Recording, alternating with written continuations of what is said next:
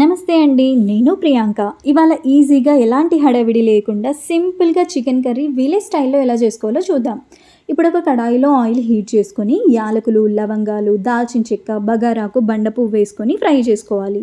దాంట్లోకి సన్నగా కట్ చేసిన ఆనియన్ కూడా వేసుకొని మంచిగా ఫ్రై చేసుకొని దాంట్లోకి ఒక స్పూన్ అల్లం వెల్లుల్లి పేస్ట్ కూడా వేసేసి గోల్డెన్ బ్రౌన్ కలర్ వచ్చేంత వరకు ఫ్రై చేసుకోవాలి.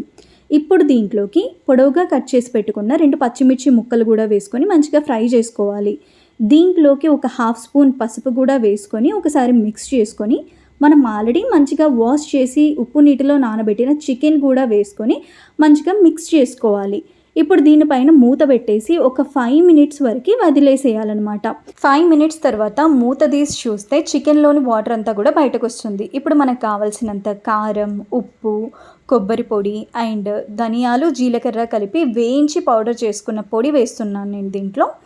సో ఇదంతా కూడా మనం మంచిగా ఒకసారి మిక్స్ చేసుకొని ఇంట్లోనే మనం ప్రిపేర్ చేసి పెట్టుకున్న గరం మసాలా పొడి కూడా ఒక చిటికెడు వేసుకోవాలి.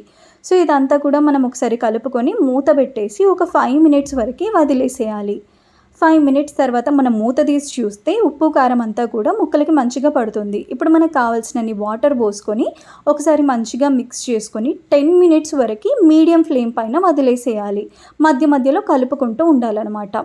సో ఈ ప్రాసెస్లో మనం యూజ్ చేసిన ఎవ్రీ ఇంగ్రీడియంట్ కూడా మనకి ఇంట్లో రెడీమేడ్గానే ఉంటుంది. సో అందుకే విలేజర్స్ ఎక్కువగా దీన్ని ప్రిఫర్ చేస్తారు. ప్రొద్దున పనులకు వెళ్ళడానికి ఈజీగా ఉంటుంది కాబట్టి. సో ఇలా మనం 10 మినిట్స్ ఉడకనిచ్చిన తర్వాత చికెన్లోని ఆయిల్ అంతా కూడా బయటకు వస్తుందన్నమాట. ఇప్పుడు మనం స్టవ్ ఆఫ్ చేసి ఈ కర్రీని రైస్ కానీ చపాతీలో కానీ తినొచ్చు. ఇంతకంటే సింపుల్గా మనం చికెన్ ఫ్రై చేసుకోవచ్చు. అదేలాగా అనేది నేను నెక్స్ట్ వీడియోలో చూపిస్తాను.